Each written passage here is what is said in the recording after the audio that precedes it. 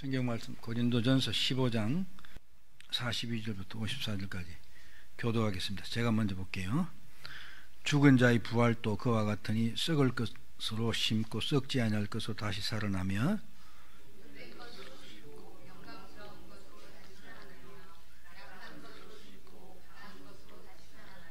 육의 몸으로 심고 신령한 몸으로 다시 살아나나니 육의 몸이 있은 적도 영의 몸도 있느니라.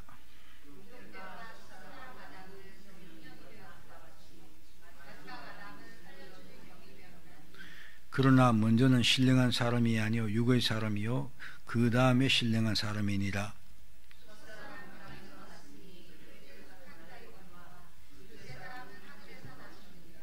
무릇 흙에 속한 자들은 저 흙에 속한 자와 같고 무릇 하늘에 속한 자들은 저 하늘에 속한 이와 같으니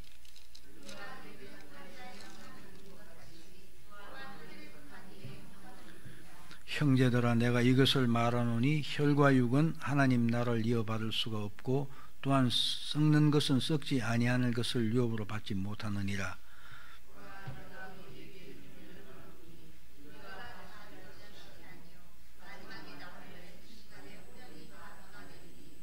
나팔 소리가 나매 죽은 자들이 썩지 아니할 것으로 다시 살아나고 우리도 변화되리라.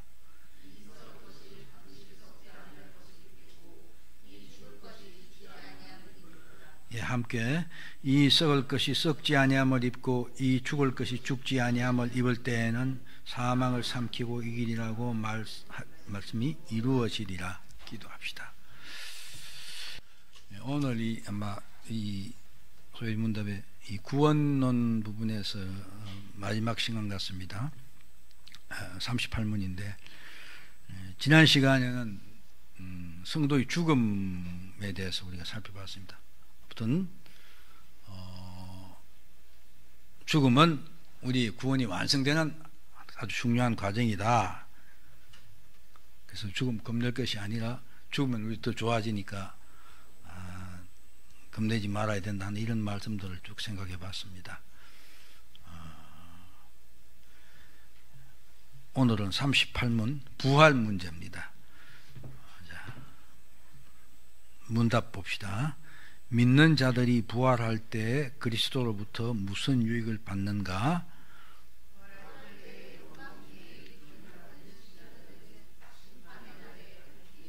다심을 인정받고 또 완전한 복을 받아 영원토록 하나님을 합족하게 한다. 예, 이제 죽음 이제 무덤 속에 있는데 육신은 무덤 속에 있고 영은 하나님 곁에 가 있는데 그것이 이제 부활로 영광스러운 존재로 우리가 변화되고 나타나면 구원의 실제는 완성이 되는 것이죠. 그래서 이 우리 부활 소망을 갖고 이 땅에서 지금 살아가고 믿음을 지켜가는 것입니다. 자, 이제 부활이란 어떤 것을 말하느냐 뭐 다 잘 알겠지만 좀 더 구체적으로 생각해보고 오늘 문답대로 그 유익이 무엇이냐 하는 걸 생각해보도록 그렇게 하겠습니다. 아무튼 부활은 우리가 너무 잘 아는데 죽었던 사람이 다시 살아나는 것이죠. 다시 살아나는 것. 그런데 성경에는 의인의 부활과 악인의 부활이 있다. 요한복음 5장 29절에 그렇죠. 선한 일을 행한 자는 생명의 부활로 악한 일을 행한 자는 심판의 부활로 나온다. 이렇게 부활이 나누어진다. 그렇게 말하고 있습니다. 의인의 부활이란 예수 그리스도를 믿어서 하나님의 자녀가 된 성도들의 부활입니다. 육체적인 죽음, 지난 시간에 본 육체적인 죽음을 한 성도들이 영화로운 몸으로 다시 살아남으로 전인적인 구원이 완성되는 것, 그것이 부활입니다. 타락한 인간은 우리 지난 죽음에서 살펴본 것처럼 죽음을 피해갈 수가 없습니다. 죽음을 극복할 수가 없습니다. 히브리서 9장 27절에 말한 것처럼 한 번 죽는 것은 사람에게 정하신 것이요 그 외에는 심판이 있다. 죽음 뒤에는 심판이 있음을 우리가 생각해야 됩니다. 그러나 우리에게 소망이 있는 것은 예수 그리스도가 죽음의 권세를 이기고 부활의 첫 열매가 되었습니다. 오늘 읽은 고린도전서 앞부분에 나온 말이죠. 예수 그리스도가 인간으로 죽어서 첫 번째로 영화로운 부활을 한 첫 번째 사람이 이게 첫 열매입니다.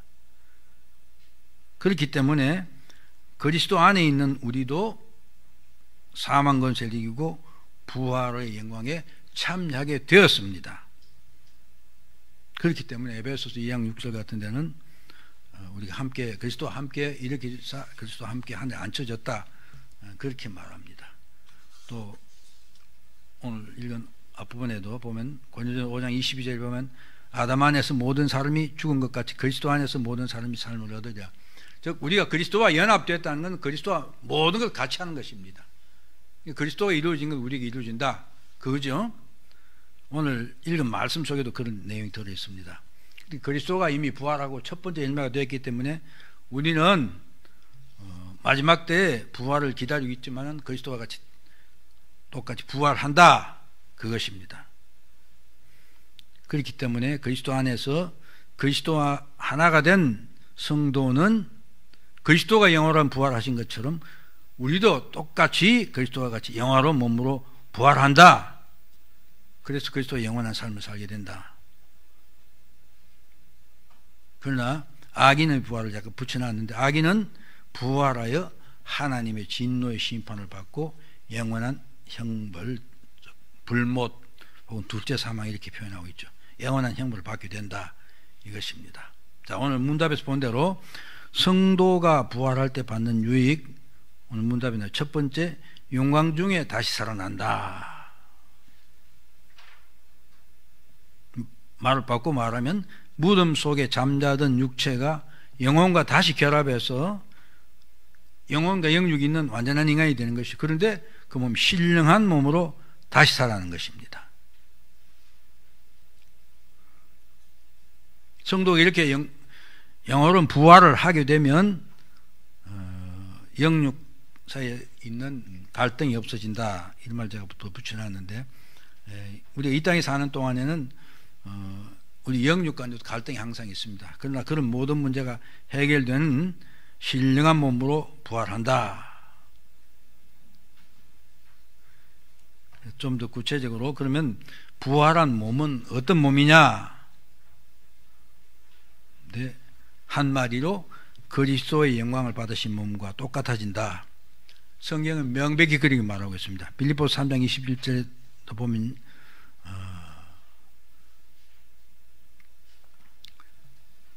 그리스도 자기와 같이 우리 몸을 변하게 하신다, 그렇게 말합니다. 요한일서 3장 2절도 그렇죠. 우리가 나중에 그리스도를 만나게 되면 그때 보면 우리도 부활하고 다 상태에서 그때 예수 그리스도를 다시 만나게 되는데, 만나면 그때 보면 우리가 그리스도와 똑같다는 걸 알게 된다. 요한일서 3장 이제 분명히 그렇게 말하고 있습니다. 이 문제를 제가 어디선가 한번 말씀드렸는데, 그렇다고 해서 우리가 그리스도와 똑같아진다고 하니까 그리스도와 인간 그리스도와 우리가 같아지는 것입니다. 그리스도는 하나님의 인간인 부부죠. 그렇죠? 그리스도는 인간으로서 우리의 속죄 문제, 십자가에 달리시 우리를 구하시는 그런 모든 문제를 해결하시는데, 그것이 완전히 이루어지기 때문에 우리가 그리스도의 인간, 인성 부분과 우리가 같아진다, 그런 뜻입니다. 신이 된다는 말은 절대로 아니죠. 그래서 그 부활한 몸은 영과 육을 가지고 있고, 그 몸은 오늘 읽은 부분에 나오죠. 영광스러운 몸, 강한 몸, 신령한 몸, 하늘에 속한 몸이 된다, 이렇게 분명히 말하고 있습니다. 부활할 두 번째 유익은 밝히 죄 없다 하시면 받는다. 이 말은 심판하고 연결되는 말입니다. 부활 후에는 모든 사람이 반드시 그리스도의 심판대 앞에 서게 되어 있습니다.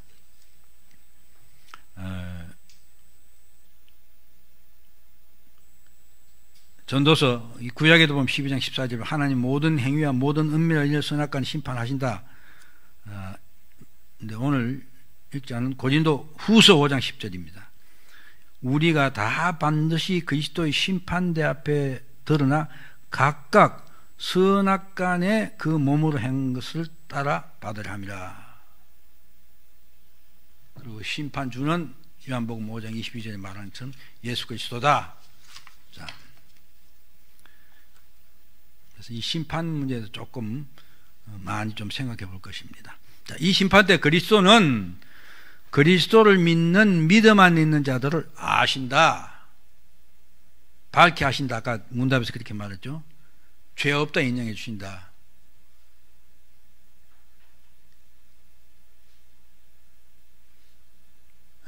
이 안다 모른다 말은 예수님이 그 마태복음 25장에 나온 심판처럼 양과 이렇게 양쪽을 갈아놓고 하는데 너는 모르고 나는 이쪽은 안다. 집사님 얼굴이 왜 그렇습니까?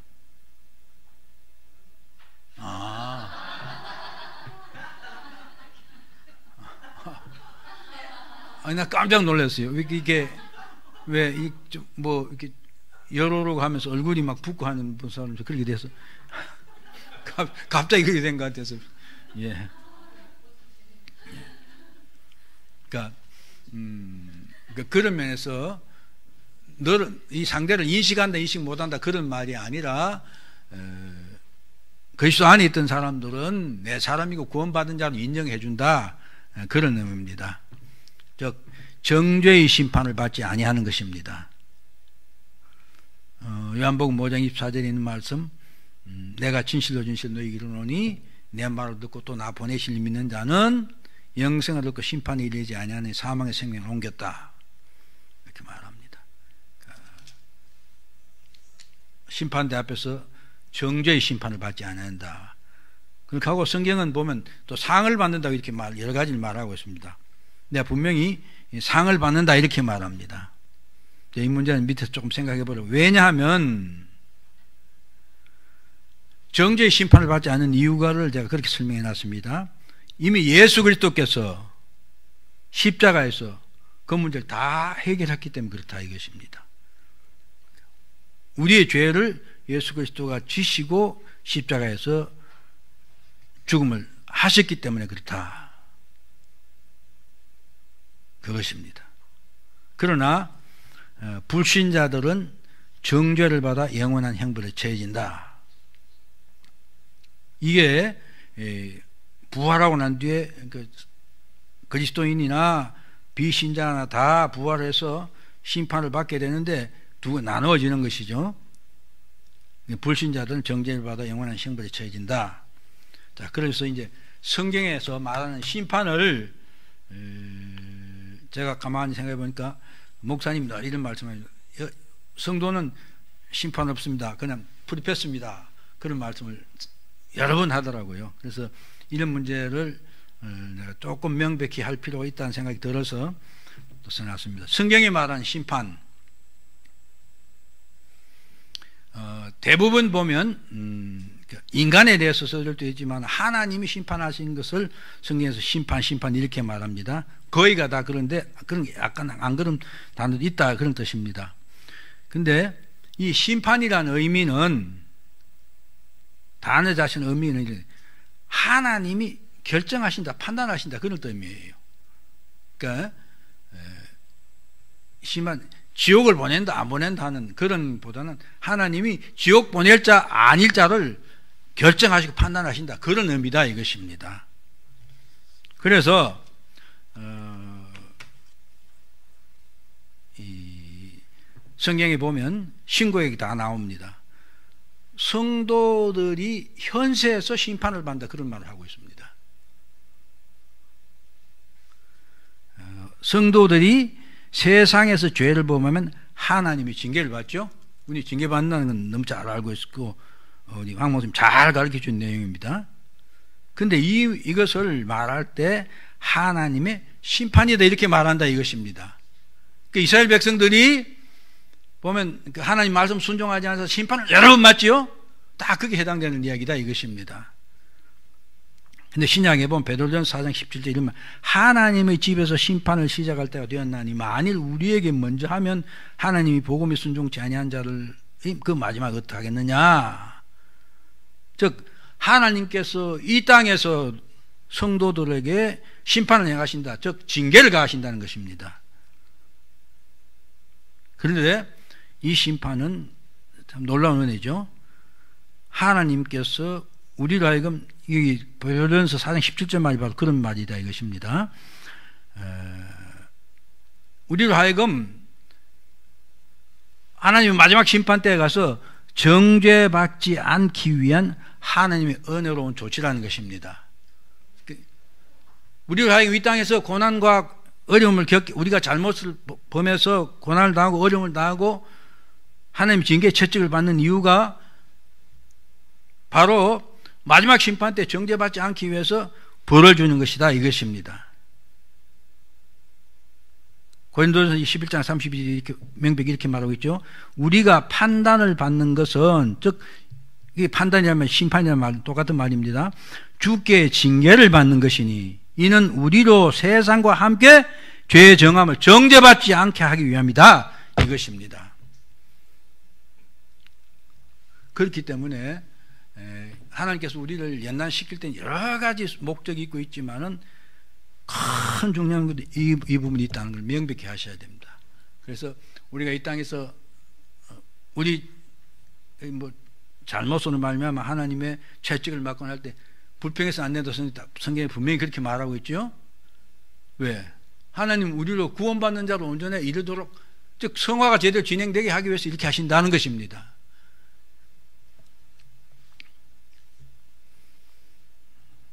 그 다음에 두 번째 마지막 심판인, 그래서 이 앞에 거를 성도들이 현세에서 받는 징계 혹은 심판이라 말할 수 있는데, 두 번째는 백보자 심판, 즉 마지막 때 심판을 말합니다. 요한계시록에 나오는 말씀이죠. 부활한 후 모든 자들이 선악간에 그리스도 앞에서 받는 심판으로 창세 후 모든 죽은 자들이 받는다. 앞에서도 인용했지만 우리가 다 고린도후서 5장 10절 우리가 다 반드시 그리스도의 심판 앞에 나타나게 되어 각각 선악간에 그 몸으로 행한 바 따라서 받으려 함이라. 마지막 때 심판은 그 행위에 따라서 계시록에 나온 말대로 책에 기록된 대로요 심판을 받습니다. 근데 이때 이제 악인들이 받는 심판은 멸망을 가는 심판이죠. 그래서 성경에 보면 하나님의 진노가 그대로 퍼부어지는 진노의 심판, 하나님이 긍휼이 많은 하나님이시지만 전혀 긍휼을 베풀지 않는 심판, 영원한 지옥을 떨어지는 심판이다 그렇게 말하고 있습니다. 그러나 그리스도인들은 생명책에 그 기록이 되어 있어 정죄를 받지 않고 상급을 받는다. 누가복음 14장 14절 내게 복이 되리니 이는 의인들이 부활 시에 내게 갚음을 받겠다. 즉 예수님 가르침 중에서 부자들 대접하고 그러지 말아라 그러면서 가난한 늘 되돌려 갚을 수 없는 사람들에게 선을 베풀라 그 말씀하고 예수님 마지막 붙인 말이 이 말입니다. 이 땅에 선을 행하라. 그래야 어때요? 네가 천국 가서 갚음을 받게 된다. 이렇게 말합니다. 그 다음 이 고린도전서 3장에 있는 말씀이죠.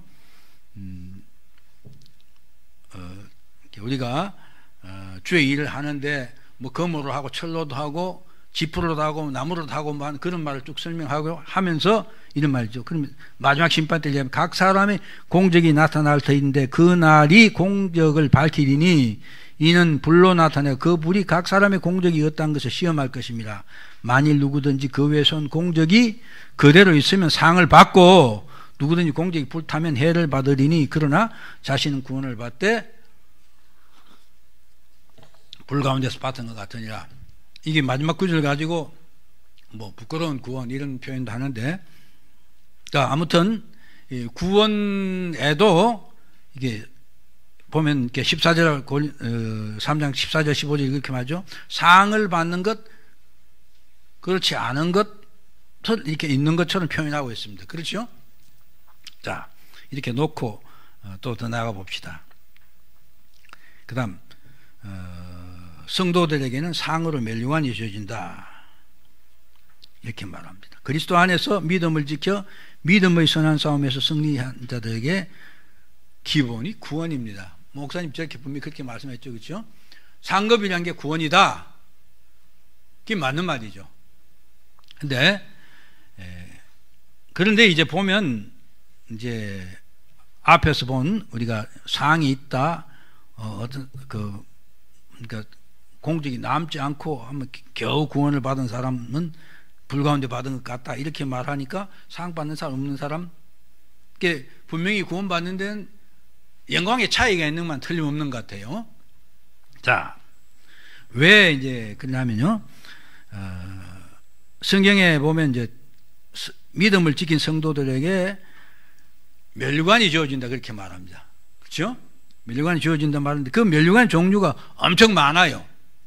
그렇죠? 자, 보세요. 첫 번째, 생명의 면류관.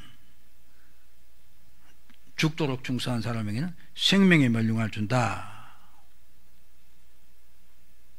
계시록에도 있고 야고보서 1장 12절에도 그런 말이 있습니다. 그 다음 베드로전서 5장 4절에 보면 이 목회자들이 이 양들을 잘 양육하고 나면 시들지 않는 면류관을 받는다. 그런 말을 하고 있습니다. 그 다음 또 의의 면류관이 있습니다. 디모데후서 4장 8절 사도 바울이 내가 선한 싸움을 싸우고 달려갈 길 맞추고 믿음을 지켰으니 이제 후로는 나를 위해서 의의 면류관이 예비되어 있는데 주 예수 그리스도께서 그날 마지막 날 내게 주실 것이다. 이게 의의 면류관. 선한 싸움을 싸우고 믿음을 지킨 자들에게. 그 다음 또 썩지 않은 면류관. 자기를 쳐서 복종시키고 천국만 바라보고 달려가는 사람에게는 썩을 면류관이 있고 썩지 않은 게 썩지 않을 주신다. 그 다음 자랑의 면류관도 있어요. 오늘 목사님 이 말씀 하셨습니까? 자랑이 내가 딱 들은 것 같은데 어떤지 모르겠네. 아무튼 성도들이 성도들이 이 사도 바울이 그러죠. 성도들 향해서 너희가 내 자랑의 면류관이다 그렇게 말합니다. 이게 결국 많은 사람을 구원하는 사람, 구원한 자. 그 다음 구약에도 보면 정금 면류관 이렇게 있습니다. 근데 이제 이 면류관이란 신구에 공이 다 나오는 말이고, 그렇죠? 구약에도 공이 나오는 말인데 이 말은 다 비유적으로 사용되어 있어요. 그러니까 어떤 영광스러운 영예라든지 권위라든지 승리, 기쁨, 생명을 나타내는데 면류관이다 이렇게 썼다 이것입니다. 여러분 어떻게 생각합니까? 제가 이런 생각을 해봤어요. 면류관이 뭡니까? 관이죠. 관입니다. 관인데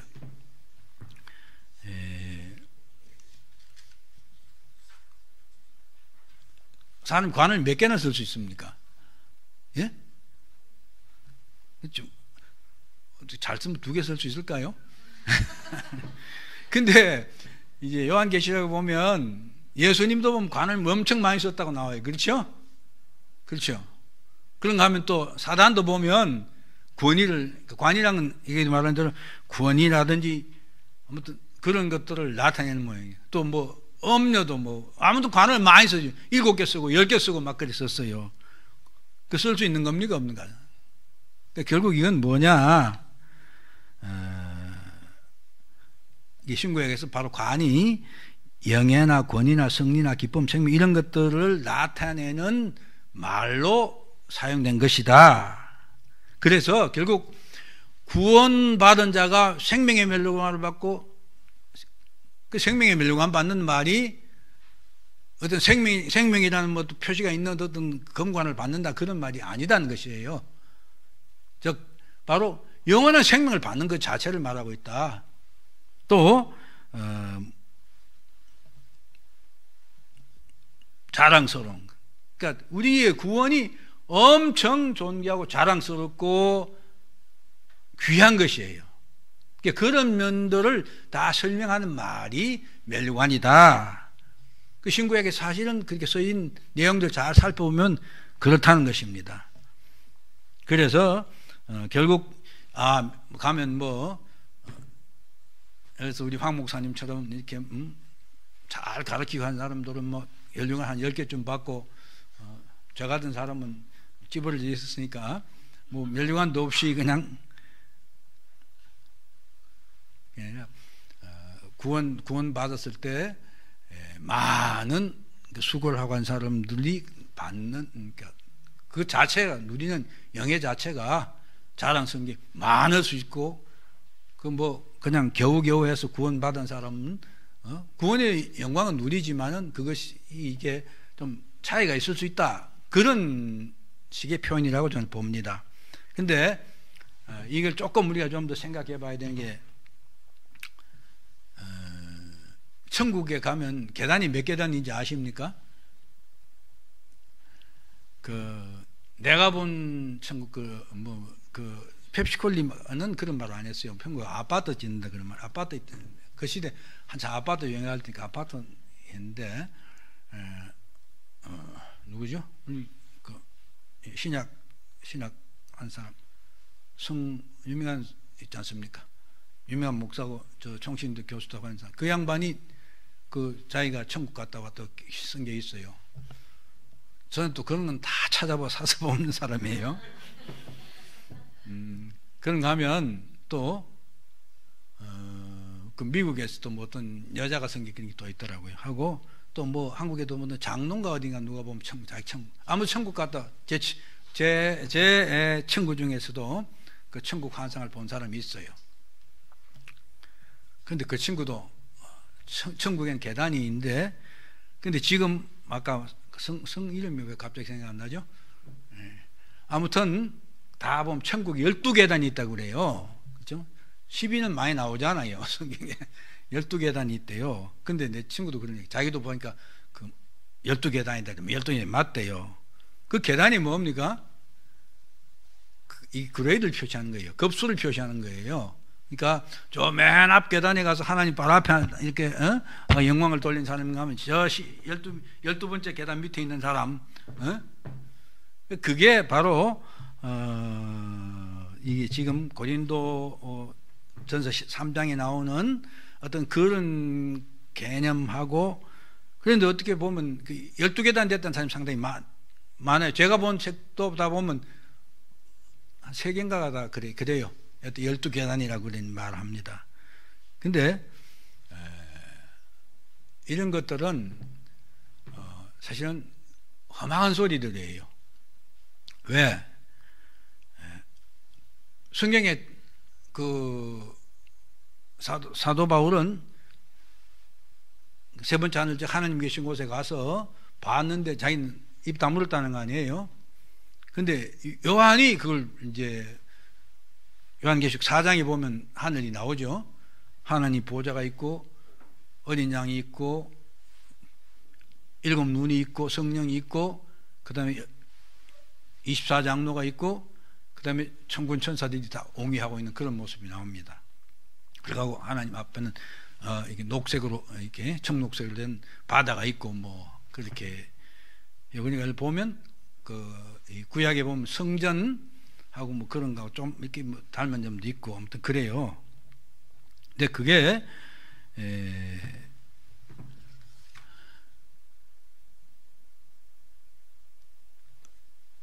우리가 성경에 밝혀준 하나님 계신 그 보좌의 주변의 모습이에요.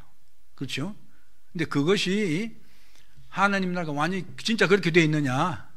그렇게 되어 있다 해도 주장해도 할 말은 없죠. 왜? 성경이 이렇게 말하고 있기 때문에. 그러나 그 외의 것은, 그 외에 이야기하는 것들은 전혀 들을 가치가 없는 것이에요.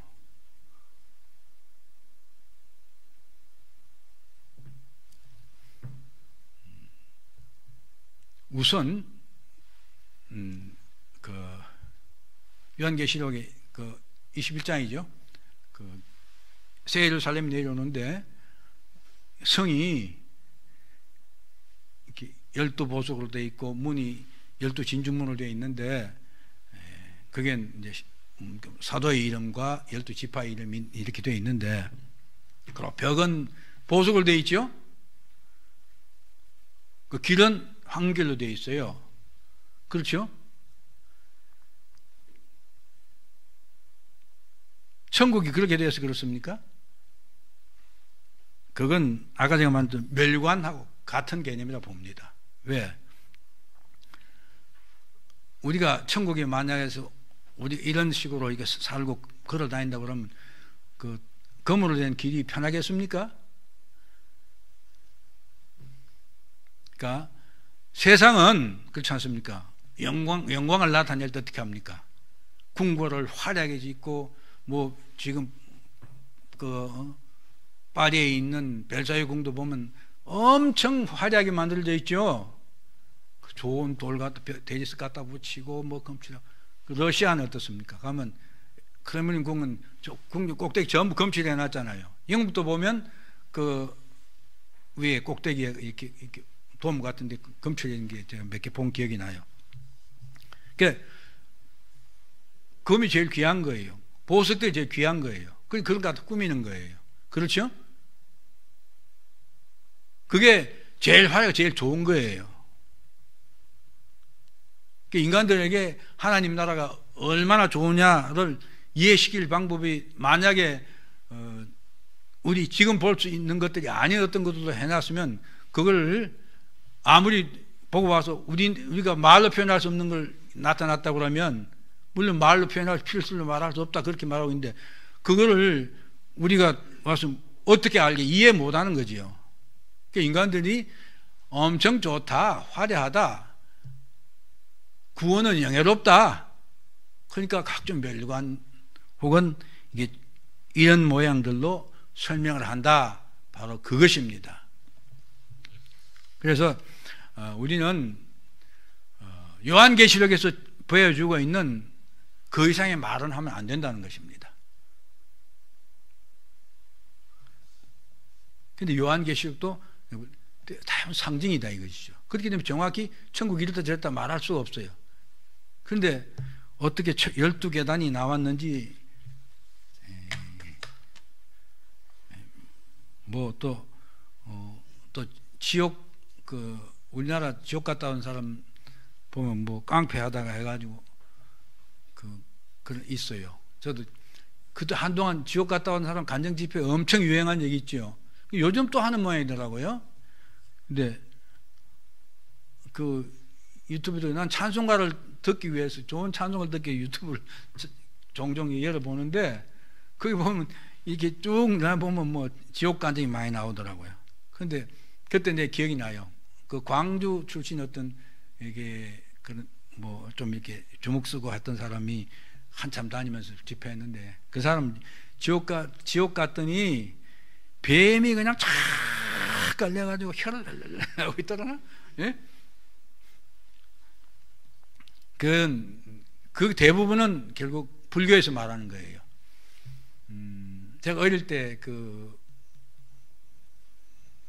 뭡니까 마수라고 하는 사람들이 그 지옥 그림이 있어요. 그걸 이렇게 여러 장면이 있어요.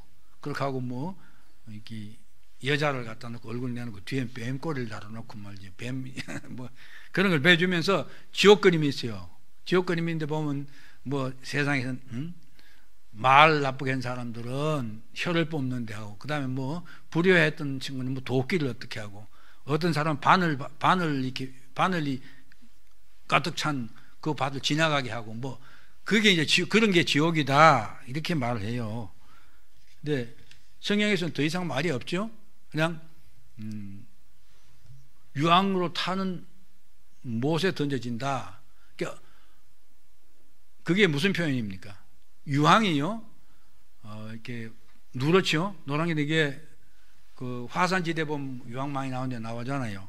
그 유황을 이런 덩어리를 집에 와서 저도 어릴 때 많이 해봤어요. 불을 지르면 파란 불꽃이 쥐쥐 타요. 타면서 녹아요.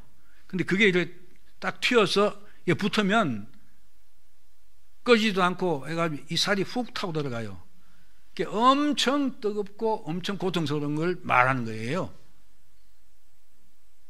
그 인도 그런데 군에 가보면 그 탄약 중에 포탄 중에 백린탄이라는 게 있어요. 인이 들어있어요. 인이 또 그래요. 인 포탄 떨어뜨리면 빵 터지면 하얀 연기 조금밖에 안 나요.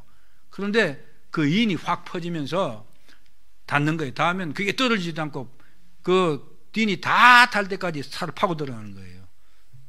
그런 걸 말하는 거예요. 결국 제가 볼 때 결국 유황으로 탄 것이라는 것은 인간들이 견딜 수 없는 어떤 고통을 그렇게 표현한 것이다. 그렇게 볼 수밖에 없을 것 같아요. 그리고 그다음 뭐 하나님 보좌는 그 하나님 그럴 때냐 생각하고 그 이상의 여러분들 와서 뭐 봤다 하는 사람들이 그 희한한 소리를 하는 것 그런 게 전혀 귀를 기울이면 안 된다. 제가 그 말을 하기 위해서 지금 이 말을 장황하게 한 것입니다. 그 다음 완전한 복을 받는다. 즉 완전한 복이란 것은 구원이 완성돼서 천국과 영생을 유업으로 받는 것. 이 마태복음 25장 그거죠.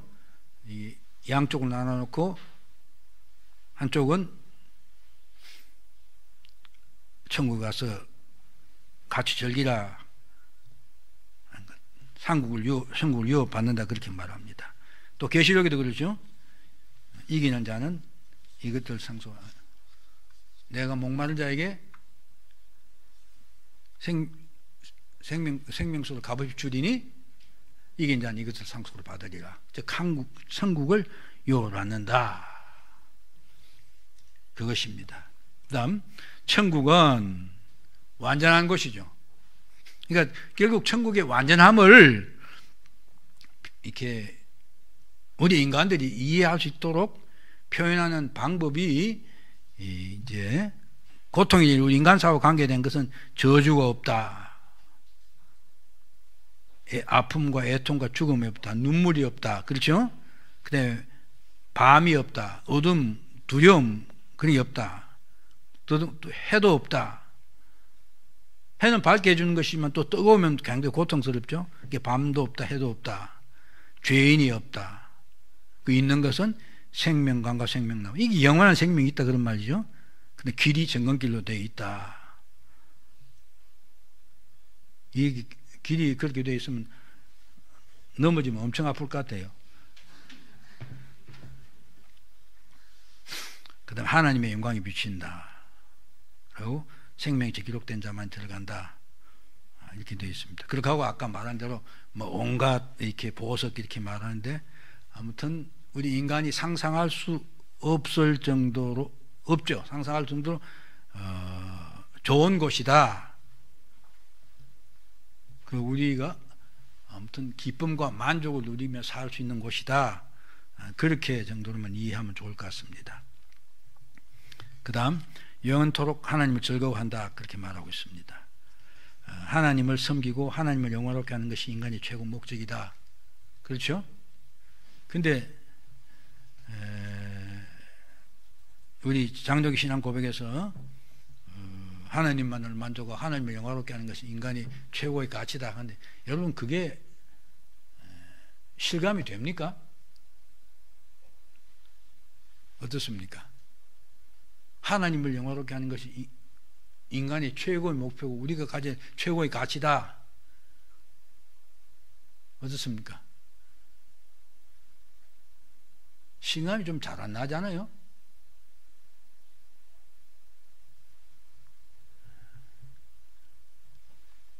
조용해져 버렸는데.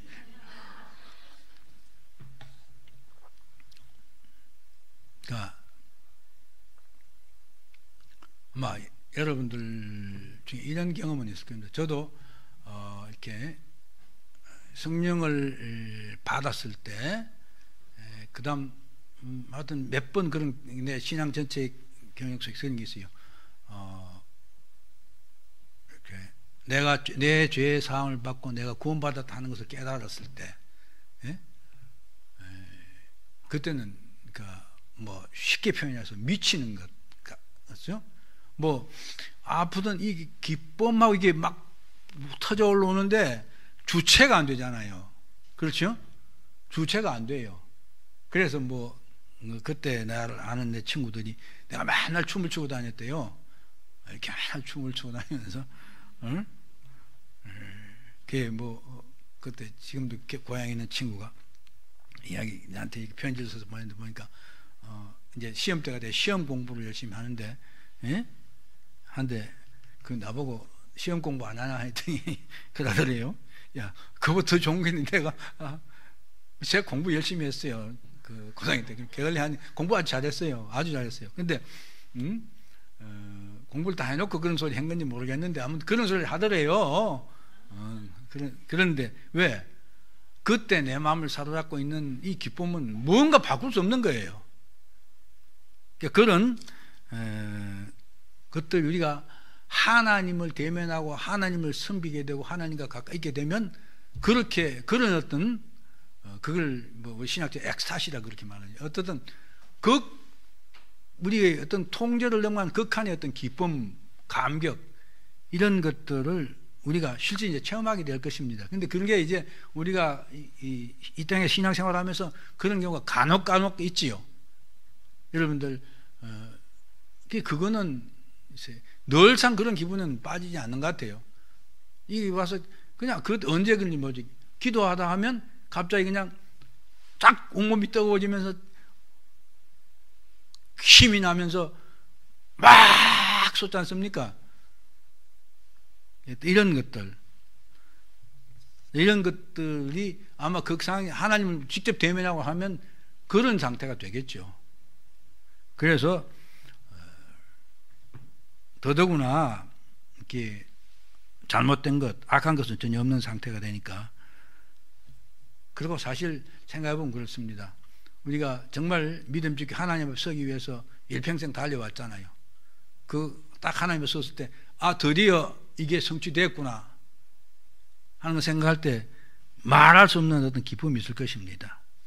그렇기 때문에 그런 상태가 하나님 모두 천국 가면 영원토록 하나님만으로 즐거워한다 이것입니다. 그래서 그걸 표현을 데살로니가전 4장 17절에 보면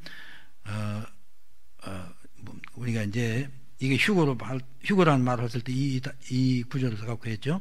우리 살아남은 자도 저희와 함께 구름 속 끌려 공중에서 주를 영접하게 하시리니 그래 우리가 항상 주와 함께 있게 된다.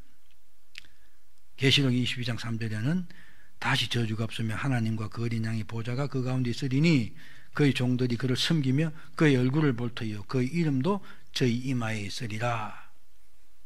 이제 우리가 부활하면 그렇죠? 이제 주님 모시고 주님 하면서 이 세상에서 있었던 거 다 지나가고 말할 수 없는 기쁨 속에서 주님 모시고 살게 될 것입니다. 예. 그렇기 때문에 우리 신앙생활 잘해야지요. 예. 이 땅에 사는 것은 지난 시간에 말했지만은 다 그것을 위해서 존재하는 것입니다. 그것을 얻기 위해서 이 땅에 있는 것입니다. 많은 사람들은 예수 믿지 않는 사람들은 그렇죠? 이 땅의 삶이 끝나고 나면 영원한 고통 가운데 들어갑니다. 그러나 저나 여러분이 뭡니까? 하나님께 택해서 자녀를 불러주시고 이 땅에서 주님 섬기게 하시고 주님 모시고 사는 그것을 이미 확정해 놓으시고 우리가 거기에 합당한 자로 만들어 가시기 위해서 이 땅에서 신앙생활하게 하는 것입니다. 우리가 여기서 신앙인으로 최선을 다해야 됩니다. 그래서 제가 마지막 이런 말 붙여놨습니다. 이 땅에서 삶이 어떤 모양으로 끝나든지 예수 그리스도 안에 있는 우리는 주님 다시 오신 날 영원로운 부활을 하게 된다. 생각해보면 그렇습니다. 제가 지난번도 한번 얘기했지만은 그 신앙생활 잘하던 31살 먹은 애기 엄마가 애기 하나 두고 그 혈액암에 걸려가지고 제가 아버지 보고 그런 얘기했어요. 장로님, 하나님이 그런 사람 불러갈 때는 우리의 경고입니다. 잘 생각하셔야 됩니다. 그리고 우리를 하여금 하나님께서 상당히 우리가 힘든 시기가 온다는 것을 하나님께서 주신 예고니까 잘 생각하고 따님은 하나님 사랑하시기 때문에 일찍 데려가신 거예요. 그런데도 지난 11월 뭡니까 1일날 그 월삭 기도하는데 갔더니 또 나 만나니까 그래도 생각난다면서 자꾸 울라 그래요. 근데 보면 그리스도 안에 죽는 사람들이요 정말 편안하게 하나님 불려가는 사람도 있습니다. 그러나 사고로 죽는 사람도 있고 엄청 고통 가운데 죽는 사람도 있고 여러 가지 모양이 있어요. 그렇죠? 순교당한 사람 생각해 보십시오. 우왕봉사명에도 뭐 동네 사람 뿌리내고 불을 피워놓고 그 안에 집어넣고 뛰어나면 돌을 밀어넣고 그 고통이 얼마나 끔찍하겠습니까?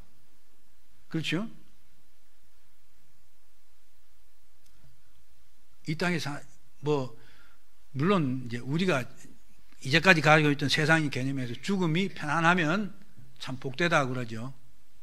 그러면 순교당한 사람이 복 안 됩니까? 아니죠. 그게 진짜 복 있는 사람이죠. 하나님께 그런 특별한 은혜를 이렇게 주셨으니까. 아마 그런 사람은 주님 품에 앉히면 더 어떤 감격이 놀라울 것입니다. 어떻든 간에 우리는 모든 사람이 그리스도 예수 안에 있는 사람은 영화로운 부활을 하게 될 것입니다. 이 땅에서 삶은 바로 그 날을 그 때를 위하여 성화의 생활을 하는 것이 그것이 이 땅입니다. 그렇기 때문에 저와 여러분들은 정말 주님 나를 받기에 정도 부끄러움 없는 사람으로 살아야 될 것입니다. 그렇게 하려면 제가 밑에 우리 이집사님 기도할 때마다 아멘 주 예수의 오시옵소서 요한계시록 마지막 구절. 근데 우리가 이런 신앙이 있어야 됩니다. 정말 주님이 오시기를 간절히 기대하고 소망하고 바라야 돼요. 그렇잖아요. 사실 우리가 바른 신앙을 가지면 이런 신앙을 갖지 않을 수가 없어요. 그래서 예수님께서 요한계시록 마지막에 그렇게 말하죠. 성경에 감하지도 마 더하지도 말라. 그러면 더하거나 감하면 다 지옥 보낸다. 이렇게 말하면 그런 말을 하고 난 뒤에 예수께서 하신 말씀이 마지막으로 하신 말씀입니까? 내가 속히 오리라. 이렇게 말씀하셨어요. 예수님 마지막 말씀이 그것입니다. 그러니까 그 말을 받아서 사도 바울이 한 말이 아멘 예수의 오시옵소서. 주 예수의 은혜가 너희 모든 사람에게 있을지어다. 그러면서 신흥이 끝나는 것입니다. 왜? 더 이상 바랄 게 뭐 있습니까? 예수님 빨리 오셔야 되는 거예요. 그래서 저는 우리 이집사님 그 기도할 때마다 엄청 제가 은혜를 받아요. 주님의 재림을 사모하면서 믿음을 지켜야 됩니다. 그래서 제가 고린도 전서 15장 57절 오늘 읽은 맨 마지막 부분에 가면 나오는 말인데 인용하면서 말씀 맺겠습니다. 우리 주 예수 그리스도를 말미암아 우리에게 이김을 주시는 하나님께 감사하노니 저와 여러분은 실패할 수 없습니다. 이깁니다. 반드시. 그러므로 내 사랑한 자들아 견고하며 흔들리지 말며 항상 주의 일에 더욱 힘쓰는 자들이 되라. 이는 너희의 수고가 주 안에서 헛되지 않은 줄을 압니다. 흔들리지 말아야 됩니다. 믿음의 견고에 있어서 주님 오실 그날을 바라보면서 주의 일에 더욱 힘쓰는 여기 앉으신 분들한테 뭘 더 말하겠습니까? 우리 모두가 그래서 정말 어떻게 하든지 주의 힘쓰는 그래서 주님 앞에 섰을 때 정말 칭찬받는 우리 모두 되기를 진심으로 소원합니다. 기도합시다.